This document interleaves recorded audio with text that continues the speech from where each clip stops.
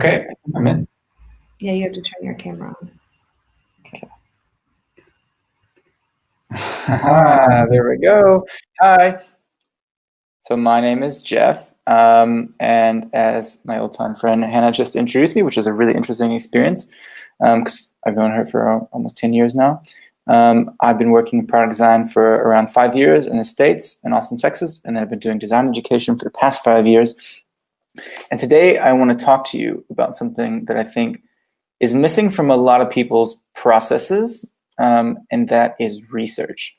So I'm using a new tool today. It's called which allows me to kind of present like I'm John Oliver. So check it out. This is getting research into your design process. So basically today, I'm going to talk to you about some practical ways that you can get more research into your design process. So let's give you a little bit of background about why you might need research. So if you're ready, let's get going. All right, so let's make me shrink down a little bit. Okay, first of all, I wanted to ask everyone what is the one thing they like to get out of this talk? Because for me, I'm a UX designer, so I always want feedback, and it's even better if you start with feedback than if you end with feedback. So yeah, you can write in the chat. So Hannah will be watching the chat. Take a look at what other people are saying. I think you can also vote what they're saying. But if you want to get one thing out of this talk, I'd like to know what that one thing is, because obviously I can play a little bit of jazz and add some things in. But yeah, getting feedback at the beginning of a talk makes it much, much, much better. So yeah, put your questions in, and I'm seeing some.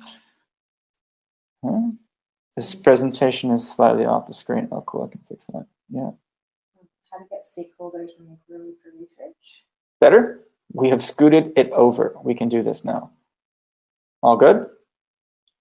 Everyone can see okay? What are the core needs of setting up a research process at a company that doesn't have one? Very good question. So, okay, techniques in a short time frame. We're definitely going to be focusing on that. Many years experience, what worked and what didn't. That's a good one to talk about later. I think we also are curious about your experience. How to convince them it's important. Okay, how do you figure out which is right research method for a certain problem? Okay, so these are very good questions. I think this is some of the stuff that, of course, I've thought about at certain points in the career, because these are just common issues, right? Fitting in research into a design process can be difficult. So that's what we're going to talk about.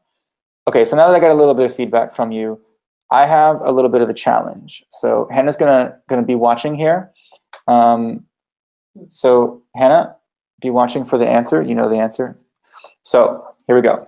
I'm about to give you a challenge, and I want you to use whatever devices you have at your disposal to answer this question. So it's a bit like a trivia where you can look up the answer. So whenever you're ready, everyone get your typing fingers, your phone out, however you want to do this, and get ready to find the answer to this question, because whoever finds this the fastest is going to get a digital copy of Designing with Data. So as soon as I click the next slide, the timer will begin.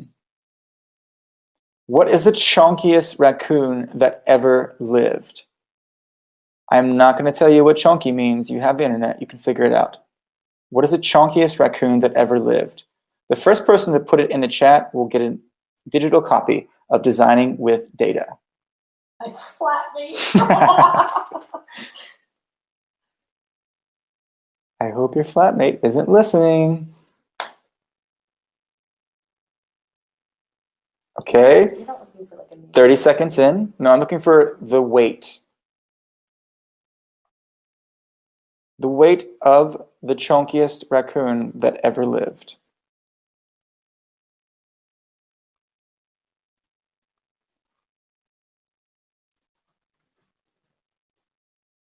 75 pounds.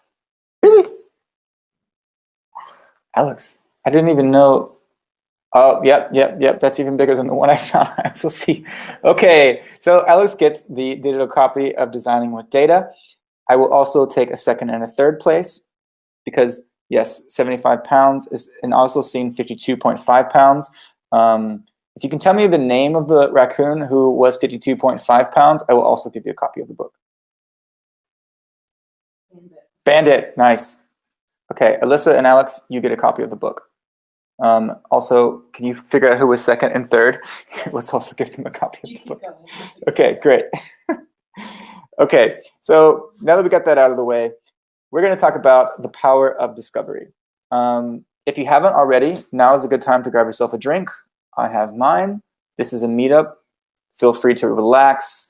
This is now the moment where we're going to do just a little bit of listening, but you can also enter things into the live chat when you have a question. Okay, so the power of discovery. Now, I know that this meetup is called Getting Research into Your Design Process, but actually what's more important about the research is doing discovery. Now, discovery is, if you're not familiar with design processes or you haven't been working too long, discovery might just sound like a generic word that maybe people used to do when they were on a ship sailing around the ocean. But actually, discovery is something that you should do at the beginning of your projects because it really helps you to see what's going on before you get to doing too much work. I think this is probably the best analogy I have for showing you the power of discovery. So imagine you have a project here. So here on the left, you have your project without research. Notice that it jumps all the way at the beginning to the design phase. It kind of goes around, loops a bit, then moves into the dev phase, still trying to figure out what exactly is being built, and then eventually it's launched. Now, if you look at the path that's been taken down that tunnel, so imagine this is the kind of surface, and then they start to dig down. As you're digging down in your project on the red one, you're going to change your direction quite a few times because you're still trying to figure out what is it we're trying to actually build? What is the problem we're trying to solve here? If you look at a project with research, you can see that if you start off kind of like digging wide, looking outward, and then you start to see what you want to do, then the design phase can start and just continue on the same problem all the way to the dev phase and into launch. This is something that I kind of made after thinking about projects that I've had in the past. I used to work for a company called CareerFoundry, and just like any company, they sometimes just go, oh, we're really certain that this is the problem we want to solve. Let's jump in and solve it. And what happens a lot of times is that you say, okay, I trust you. You're my boss, or you're the person who's the expert here. So I'm going to listen to you, and I'm going to jump into starting the design phase because I'm a designer. That's what I do. I'm going to start doing wireframes and sketching solutions and making prototypes and doing tests and all that kind of stuff that you see from the entry-level UX UI work. But actually, what I wish that I would have done is taken even just a few hours and done just a little bit of discovery. Discovery is a way to avoid blind spots in the future and to make sure that whatever you're being told to work on is actually the right thing to work on. Because as you'll see a bit later, without discovery, there's some really big things you could be missing. So this is the kind of the analogy that we're working with here, how doing a little bit of discovery can help you in your projects. I don't know if you have seen this before. This is the double diamond design process. It's kind of split into 4 different phases. And actually, the way it works is you kind of go, you start here, right, on the left side. And as you get to the end on the right side, supposedly, the design is done, and out pops something interesting. So you kind of go left to right, and it's kind of chronological. But what's interesting about the double diamond is that there are 2 diamonds, first of all. So when the Design Council did this, and I think it was like in the 1990s, the reason that they did the double diamond instead of just the 1 diamond is because they wanted to make the point that you should be doing research before you start to like develop and deliver things. So at that time, in the 1990s, this was really, really kind of out there. The fact that you might need to discover and define before you start to what is classically known as design, to develop and deliver. The thing is, the first diamond, there's not a lot to show for it sometimes. The second diamond, there's a lot to show for it. So you can, have, like as I said before, like wireframes and sketches and all kinds of things in the second diamond. So in the develop and deliver phase, it's kind of the glamorous phase. But the double diamond design process was created because it needs to be also about the first diamond. We need to be talking about this. We need to be getting this into our projects. And I think if you've been working in the field for a few years, if you've been to any design meetup, you've probably seen the double diamond. If you want to play a drinking game, every time I say double diamond, have a drink. So basically, that's where this process has come from. And I'm using it because it's one of the most popular and, in my opinion, more interesting design processes. What's interesting about it, too, is that, as the squares gets bigger, it's because you're diverging. You're looking outwards, right? As the diamond kind of moves towards a point and converges, you're trying to converge upon the problem statement. So here in the middle, you would be getting onto the problem statement. You can see basically right in the middle. That would be where you kind of have a really properly defined problem statement after some research right in the middle, and then you start to work on your solution, right? So you start by doing some discovery, and you figure out what's going on with this issue, this challenge, this brief, this problem. You move forward to trying to define more articulately what that problem is. And that's the first diamond. So yeah, just a little bit of background there. Sorry if that's a repeat for you, but that's what the double diamond design process looks on paper. The reality of a double diamond at most companies, and by most I mean like 99%, is that it looks a bit like this. The discover phase is the least or the most neglected of all the different phases. Define sometimes happens a bit more, and by the way, these are based on hiring statistics, but it's not absolutely 100% analytically correct, but I felt this in my experience, so I think think of it as sort of an analogy, right? So yeah, if you look at these two diamonds here, the first diamond is kind of disconnected. Maybe it's done by a separate researcher. More than likely, it's done by a product manager or some sort of higher up manager, C-level person. They're the ones who are kind of looking at what's going on in their company and saying, I've got an idea of what's happening here. I'm going to define the thing that I want you to work on. So that's how that first diamond happens at most companies. And that can be a little bit out of your control, right? I think one of the best things you can do into moving into a more senior level thinking is to think about the problem space. And that first diamond is the problem space. The second diamond is the solution space. So that tiny little diamond on the left is how most companies think about the problem space. And that's a bit of an issue because what I found in my experience and at many jobs and when I talk to people and different designers, what they say is that they end up spinning their wheels a lot. Like they're working on a lot of different solutions and then either they don't get implemented or they completely change before the project is over, just like that rabbit hole that I was showing you earlier. So this is something that we should be trying to do something about. And I think it's a really interesting challenge and something that today I hope I can offer you a little bit of something to help with. Maybe you've heard things like this. This is what the reality of a double diamond looks like when you hear from maybe your boss or someone at work. This is what it kind of sounds like, right? We don't have time.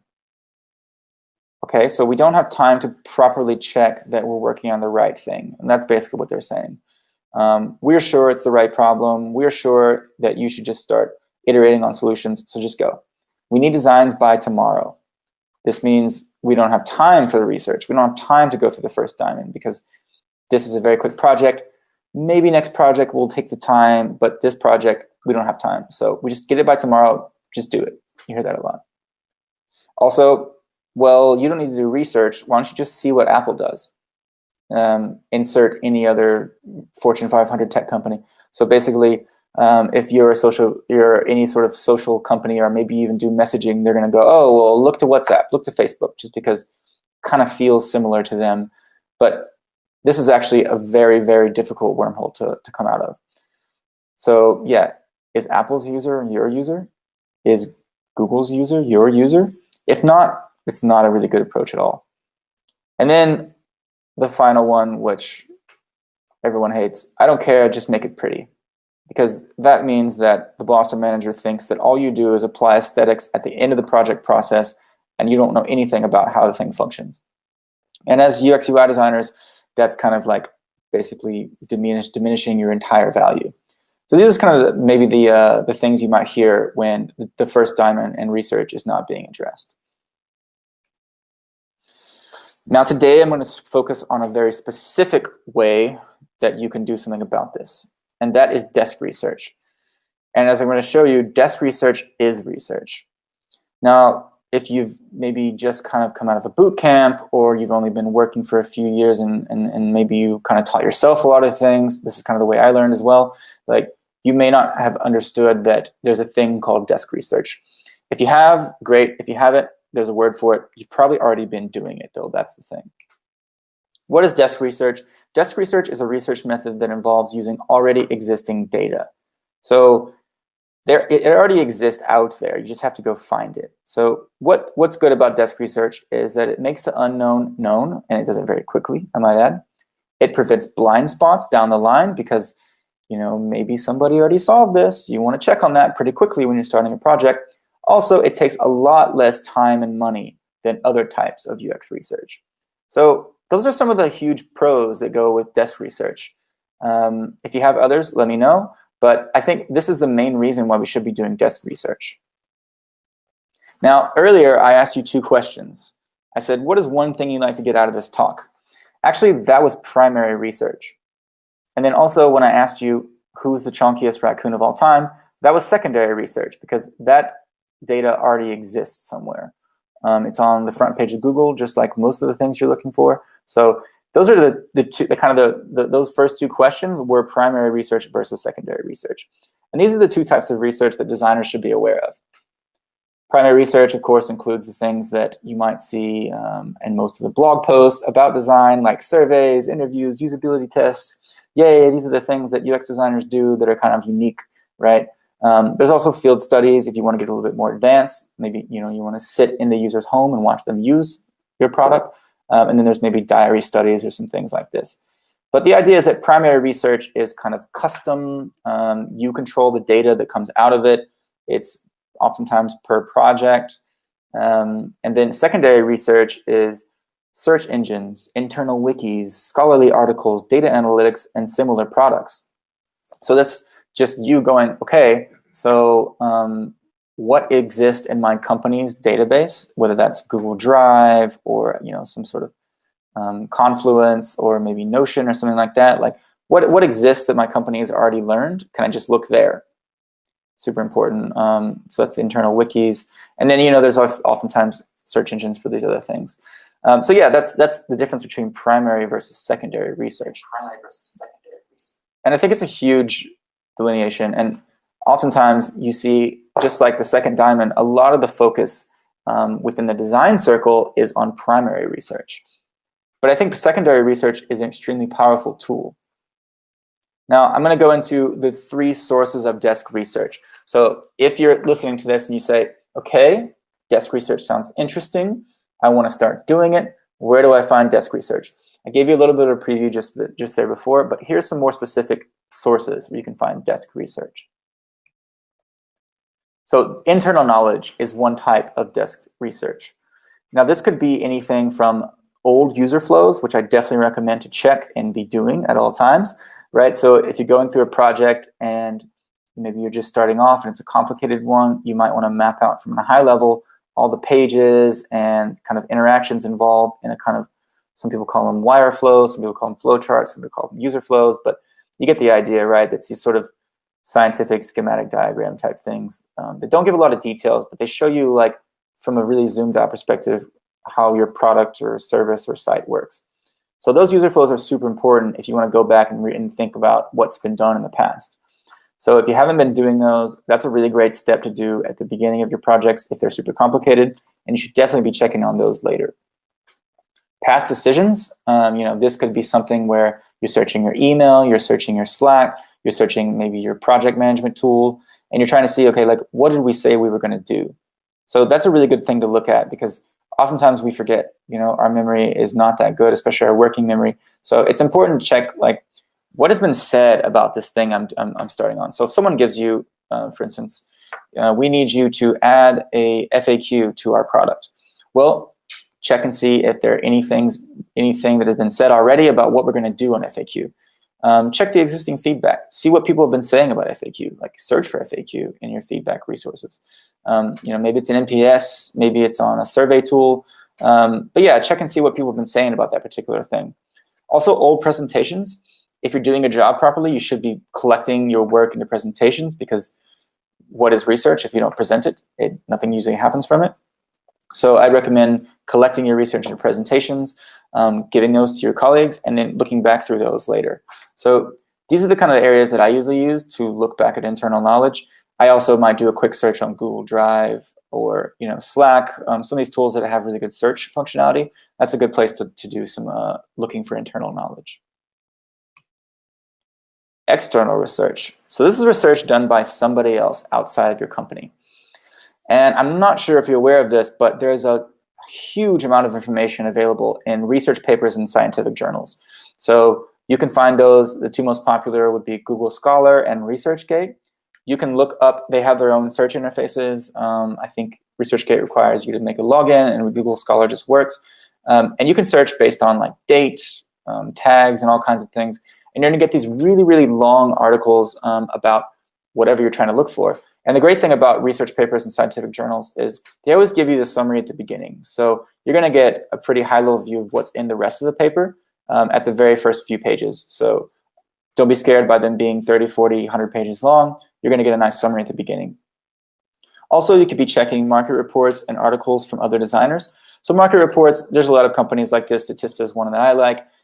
Gives you nice little like graphs and overviews. So really zoomed out, but maybe you're looking into, you're doing the FAQ page. Maybe you're trying to figure out like what sort of customer service stats are happening in the past 10 years. You can go to Statista and get some little screenshots and put those in your presentation for your research. Also, articles from designers. I've found that a lot of designers will write a first-hand article from their experience doing something like making an FAQ page. And oftentimes it's kind of hard to find this if you just Google it. So maybe someone from a random company did this FAQ page and they wanted to talk about their experience and what they learned, maybe use it to get some sort of job promotion or just to learn more by creating it and sharing it. And then they just post it on Medium. So I'd definitely just get on Medium because that's where a lot of designers do this. Search FAQ, for instance, and you might find some interesting information. So that's external research. Obviously, there's a ton of these, and the most obvious is Google. Just use regular Google. Whatever shows up on the front page, you should be doing this when every single project kicks off, just doing quick Googles to see what's on the front page. Finally, existing products. What does that say?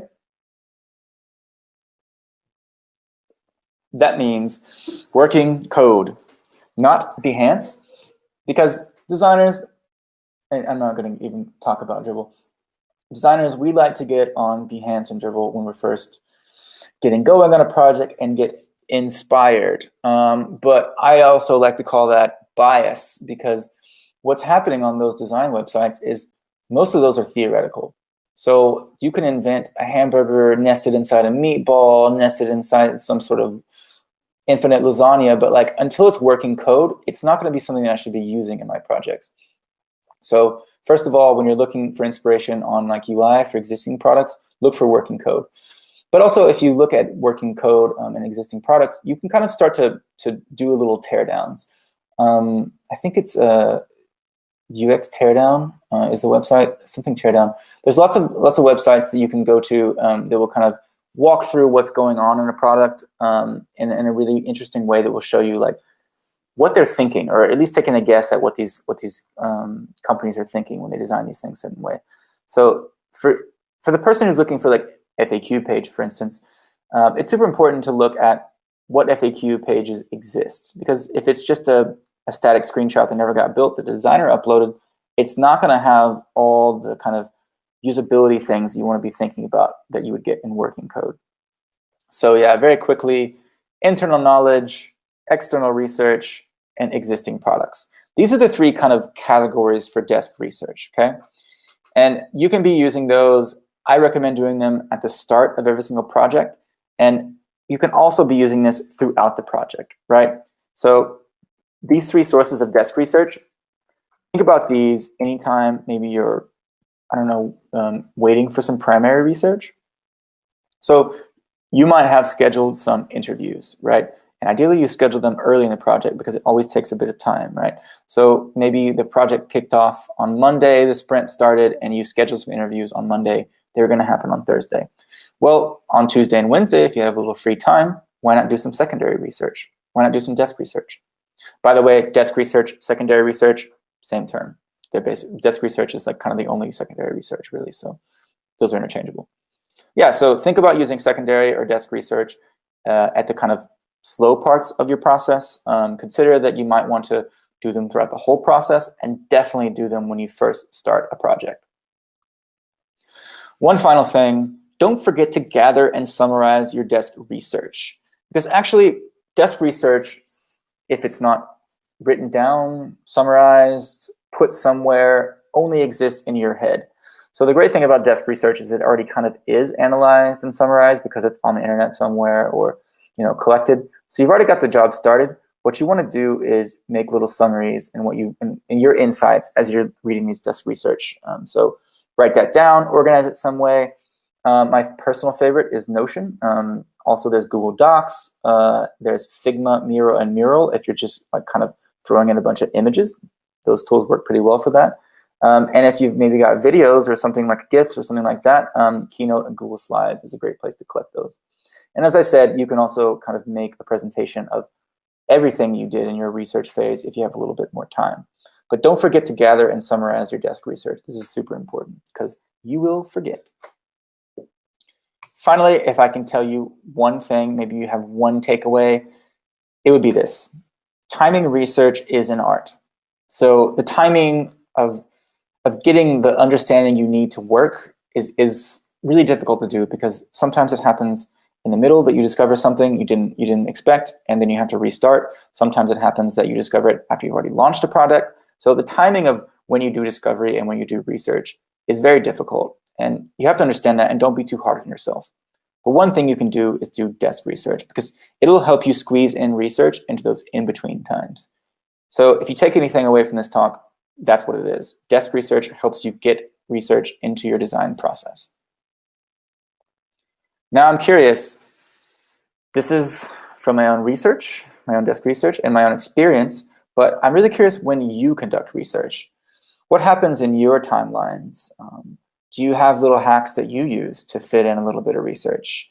For instance, do you plan it all out with your product manager and have it, maybe you have one day of a sprint set aside for research, or are you super sneaky and just kind of get online and like search for whatever you can and you hope your product manager doesn't know?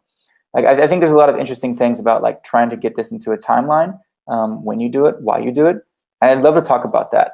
So if you want to talk about this in the live chat, let's go through it. Let's learn some things from each other, because that's what a meetup's all about. Trying to understand maybe someone's already solved a really interesting way to do research and fit this into their process. I'm laying this out for you today, but I'm not the only one who's thought about this. Of course, you have as well. So I'd love to hear more about that. Let's talk about that in the chat for the rest of the time. And then I think I will hand it over to Hannah now. Yeah, so we can definitely, if anyone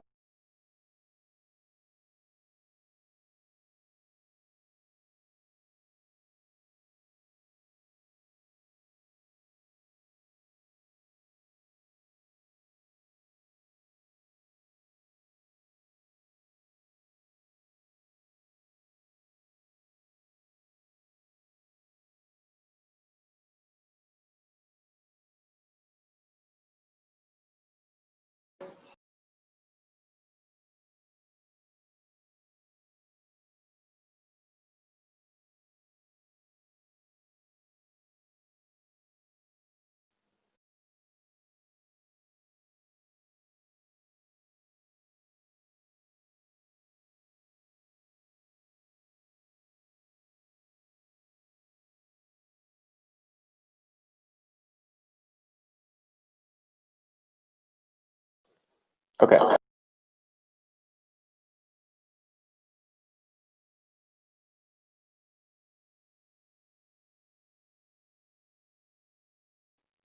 and then turn on this.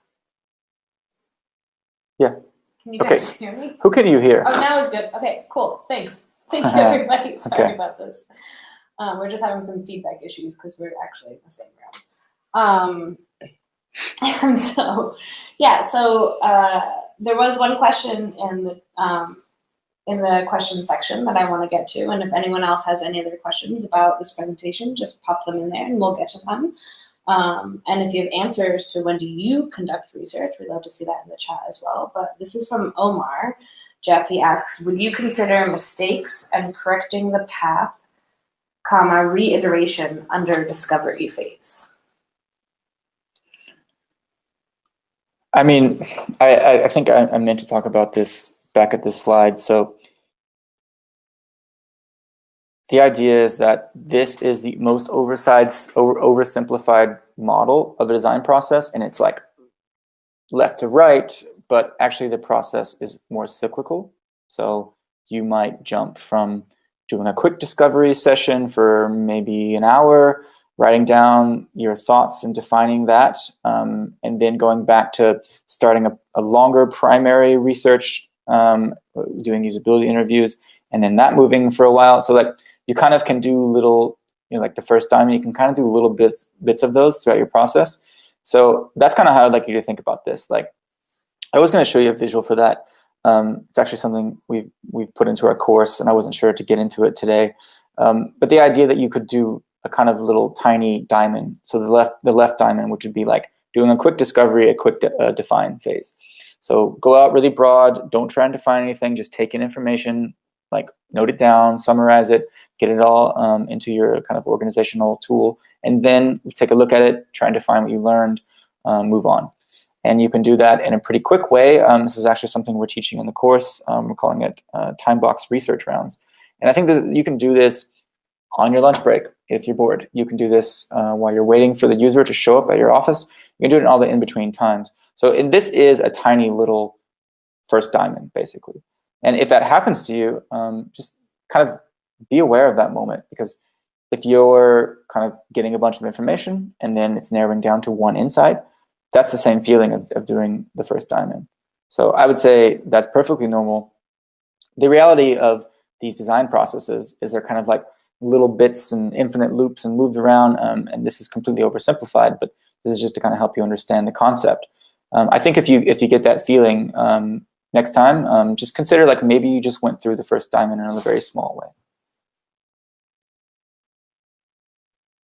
Yeah, I think that something else that Jeff touched on, which isn't exactly about what you consider research phase, but I think there's a really important thing about conceptualizing the research and doing that in the very beginning of when you get a brief, which is kind of deconstructing the brief and taking it down and kind of understanding what is, in a very quick and succinct way, having like a 6-step checklist that you go through in your mind and understanding like, is this like, what do I need to do to get started to like somehow consider getting research into this phase as well.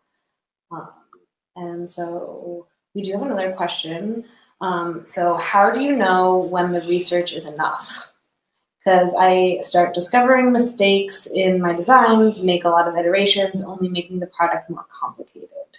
So kind of thinking about when do you do research? When do you know to stop? When do you do to start again? Yeah, we talk about this at work a lot, actually. Research wormholes. This is something to be aware of. Be careful, because doing research, especially for certain types of people, it can be really addicting. And you're going to want to go diverge, diverge, diverge, diverge, diverge. And then you're going to look down at your watch and realize that, like 3 hours have passed, and it's time to go home for the day. So I think it's important to be aware of the time spent while you're doing research, especially desk research, because it can be so addicting. And, like you can just like clicking one Wikipedia article links to another, which links to another, links to another. So what I think is if you're documenting really well, and you've also kind of set up a plan before you start that research, those two things will make sure that you're kind of staying focused. Yeah, I think that it's okay to do a quick little correction via research at any given point. I oftentimes I don't know, I think it started a while back ago that I do like a little finger dance where I go Command T and then I just start typing something in to the Chrome browser whenever I think it. So like I'm working on an FAQ page, for instance, and I go, I wonder if it's always in line in one column. And I go like, Command T, FAQ, one column. I just do that. That's something I recommend doing as much as possible if it doesn't make you too distracted, because that's a quick way to check like, okay, am I doing this right?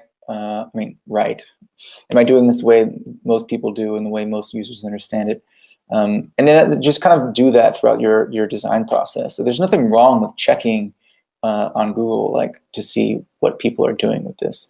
Because, when it comes to especially UX design, the thing that users are the most familiar are the things that are the most common, and the things that are uncommon, a lot of designers love to like design because it's like, oh, I invented this new thing. They try and kind of recreate the wheel by having some sort of new interface design pattern. But in reality, like, even like, I think I saw a statistic that like most users over 65 don't understand what the drawer is, the hamburger menu is in the mobile menu. So I mean, that's super prevalent to people who are like under 65. But you have to be aware that these things can be really confusing for different types of users. So it never hurts to check, and I think you should be doing it often. And if you find things that change, try and change them. Just don't annoy your developers by making too many changes. Yeah, and I think also one thing that is hard to kind of think about is a lot of these like design processes that we talk about, we visually show and talk about in a linear way, but they are cyclical processes. So there's like little mini double diamonds in the discovery stage, in the define stage, in these other areas. So like it's always this like iterative process going over and over and trying to get these like things out as fast as we can, at least the ideas out there, to get feedback on them so then we can improve them faster. Which then leads into, I think we're going to take our final question, and then we'll go into the networking rooms too if people still want to chat. But Jesse asks, what research is done after a feature has been released? Do you distinguish between research and gathering in-depth feedback? I would say the way most people define research is that it kind of ends on the second diamond. And I mean, of course, it's just shown in the first diamond, but like, I think that there's this whole build, measure, learn, right? This is like Lean Startup 101, right? So that means build is the first step of that. After that, you need to see, okay, what happened, which is a bit like desk research. Actually, I was trying to figure out before this talk where data analytics fits. Is it primary research or secondary research? And I think data analytics is a good example of what might happen after you launch your designs. I would put it in internal research because you can kind of just log on and look it up, hopefully. By the way, if you don't have access to your company's data analytics, and maybe only the marketers do, maybe only product people do, ask for access.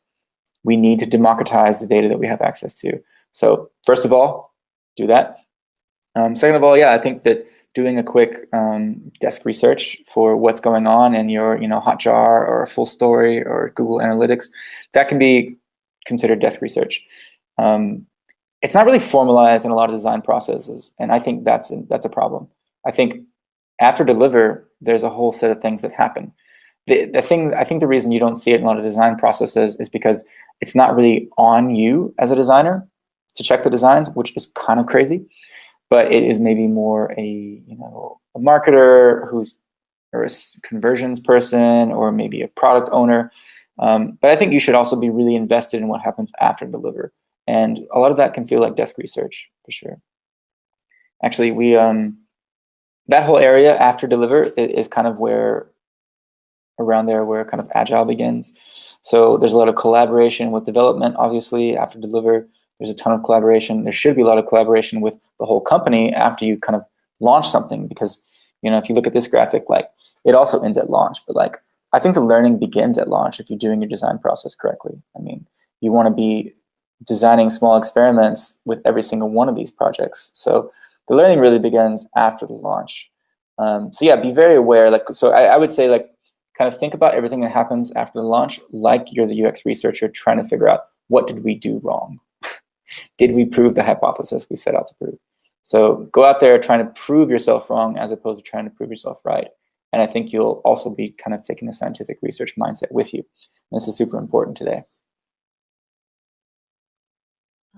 Thanks so much for all these insights and questions. So we will be kind of ending at least the talk here. We'll both be sticking around in the in the tables for a little bit, but also as a slight shameless plug, if you enjoyed this talk, this was a tidbit of what we're going to be offering in our Advanced UX UI Design for the Real World course, which starts October 19th. We're about halfway full of our students at the moment, so there is some room left. It's going to be a 6-week course for working designers who are looking to level up their skills to on their path to senior level. We'll be going over things like process and organization, so thinking about how you fit into the company as a whole. We'll be doing more further research into research and discovery, sense making with data, so how do you take that data and do something with it.